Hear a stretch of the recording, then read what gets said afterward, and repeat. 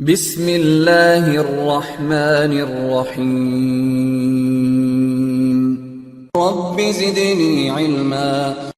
Okay, now there is one question we'll see here. Like the question says, this is your exhibit scenario which is given to you.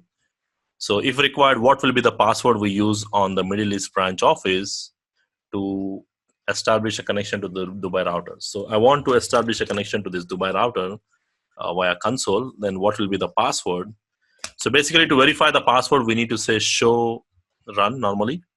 We have to say show run. So this is the output, what is given for the show run here. So if you scroll down, you will see the configuration for your passwords.